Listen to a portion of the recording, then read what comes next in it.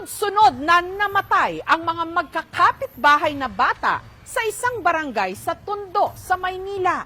At ang paniniwala ng ilang mga taga roon dahil ito sa kung tawagin, sundo.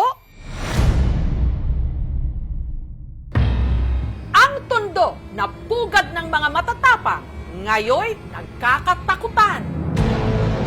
Ang isang barangay kasi rito, ang barangay 215. Isang bata ang nasawi. Patay ang isang nakamotorsiklo. Patay ang isang bata matapos masagasaan ng van. Sunod-sunod ang mga namamatay, kaya kaliwat kanan ang pinaglalamayan. Parang tinamaan po ng malas. Sa loob po ng isang buwan, bali-anim pong tao na kinuha. At ang salarin daw sa lahat ng ito. Parang may sundo. Pagka may namatay, sunod-sunod. Totoo ba ang sundo ng Tondo?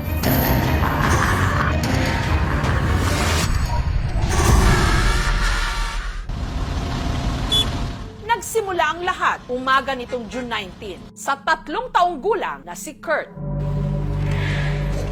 Hingi siya ng pera sa nama niya. Paglabas ng bahay, akala ng asawa ko is bibili lang dyan sa may gilid.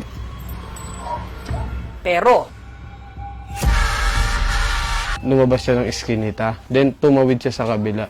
sa CCTV footage na ito, makikitang naglalakad si Kurt sa gilid ng kalsada. Bago tumawid, lumingon pa siya sa magkabilang direksyon. Pero nung tatawid na siya, walang kung ano-ano. Si Kurt nabangga ng van. Ang bata dead on arrival sa ospital. Sobrang sakit. Sobrang galit na din sa taong gumawa nun sa anak ko. Ginapang mo yung anak mo para mabuhay. Sa ganung lang, is mawawala siya. Ako kuya. Ikaw? Oo. Kuya ka ba? Oo. Hindi ho matutulog yun na hindi kami kayakap. Ngunit hindi pa man naililibing si Kurt.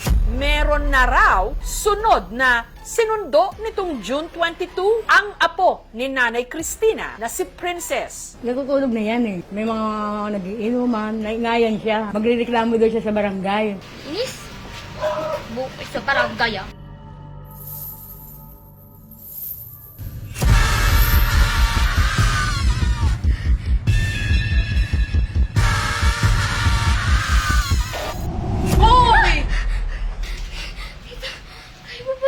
Si Princess, nakasalubong sa iskinita ang tiyahin niyang si Jennifer at ang anak nitong si Miracle.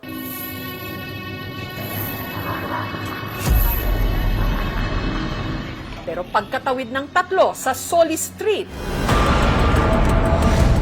bigla silang naatrasan ng isa uling van.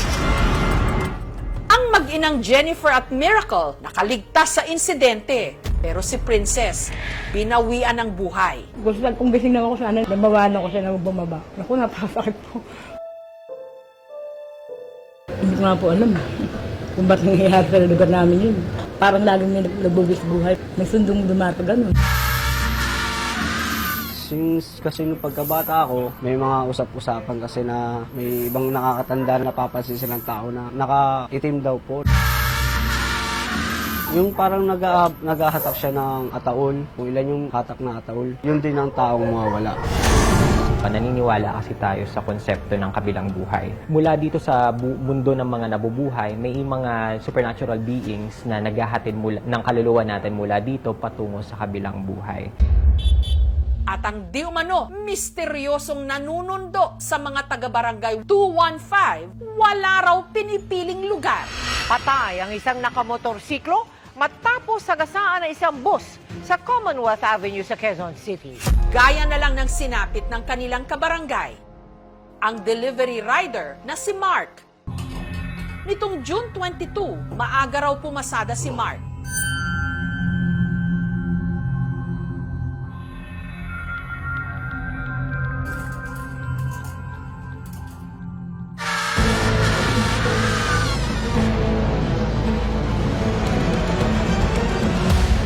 Before po siya umalis nun, inahabol niya po ako ng halik. Sa CCTV footage na ito, makikitang tumigil si Mark sa isang stoplight sa Commonwealth Avenue sa Quezon City. Pero ang kasunod nilang puting bus, hindi promeno. Hanggang sa nabanggat inararo nito ang nakamotorsiklong si Mark. Yung bus daw bumubusina na at nawala ng preno. Si Mark dead on the spot. Nagsisilang ako kung ba't hindi ako sumama. Kung kasama niya ako, baka buhay pa siya. Kasi hindi ko siya papayagan na tumabi sa mga ganun.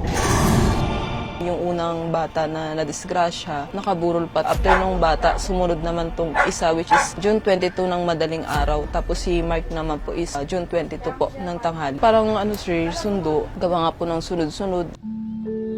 Ang mga labi ni Mark, ibinurol ilang metro lang ang layo mula sa lamay ni Princess. May sa demonyo rin na parang may nahatak. Parang may sundo. Dahil sa mga pangyayari, ang pamunuan ng Barangay 215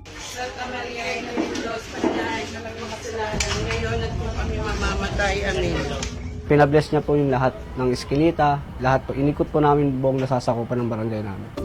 Pero nito lang Lunes, habang nagsushoot ang aming team, nabalitaan nilang may bago na naman di umano sinundo sa barangay. Sa kabilang kanto lang, naabutan nila ang kakasetup pa lang na lamay. Ang pinaglamayan, ang 1 taong gulang na si Baby Cynthia. Kwento ng ina ng bata na si Christine, mahimbing daw ang tulog nilang mag-ina nitong June 30. Pero nung nagising si Christine, Pagtingin ko sa kanya, wala na siyang buhay. si John Lloyd, sinubukan pa raw i-revive ang kanyang anak. Pero hindi naman rin po talaga niya kinaya. Parang tinamaan po ng malas. Kasi nag-umpisa po sa 2 taong gulang na bata. Hanggang sa, ayun na po sa anak ko po. Sunod-sunod po. Sa loob po ng 1 buwan, bali 6 pong tao na kinuha. Pero totoo nga bang may sundo sa barangay 215? O sadyang madalas lang dito ang mga aksidente? Ang makikita namin dyan, naging isa nilang pagkaka-aksidente nila is yung kakulangan talaga ng disiplina. Sabi naman po nung driver, di niya inaasahan pangyayari na biglang sumulpot yung bata po. Bilang parents naman, is lagi naman kaming nakasecured na, lagi siya nababantayan. Napag-alaman po namin na nag-aaral po siyang mag-drive. Bigla niya po natapakan gas. Sakto po, pagtawid po ng mga bata na to, accidentally naman na po na nasakto po sa kanila. Nagkaroon ng sudden infant death syndrome or SIDS. Tumigil ang pagtibok ng puso at nahirapang huminga yung isang bata. Maaaring hindi pa fully develop yung brain ng baby or maaari din kasing may mga gamit biglang natakip sa mukha niya or natagilid siya, nakahiga ng patalikod. Ayon sa pamunuan ng Barangay 215, dati pa raw sila nag-request na pagawan ng humps ang kanilang kalsada. Pero hindi pa raw ito naaaprubahan hanggang ngayon. Part po yan ng Mabuhay Lane. Naglabas po ang national government, Mabuhay Lane, zero obstruction tayo dyan. Once na naglagay kayo ng humps dyan, sigurado po maraming mga aksidente dyan. Sa part naman ng City of Manila, at ng aming ahensya, maglalagay kami ng traffic enforcer namin dyan. Samantala, nito lang Martes, sina Princess at Mark, inilibing na.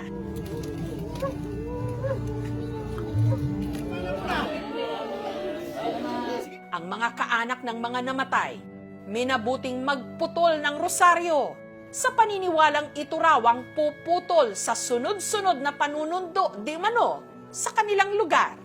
Siguro yung rosaryo kasi parang nagsisimbolo ng pamilya. Nandun yung mga beads, bawat miyembro ng pamilya. Kapag may namatay na isa, kailangan putulin mo iyon. Pero bilang Katoliko, actually hindi yun maganda kasi nga sagradong item yung rosaryo. Pwede rin nating itawag to na confirmation bias. We believe that this will happen na may mamamatay.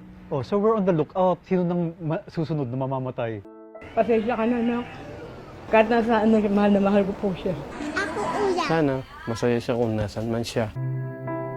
Sana gabayan niya kami. Sana andyan lang siya lagi sa tabi ko.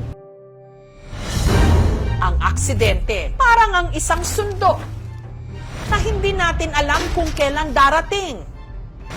Kaya sa lahat ng pagkakataon, mag-ingat at maging handa.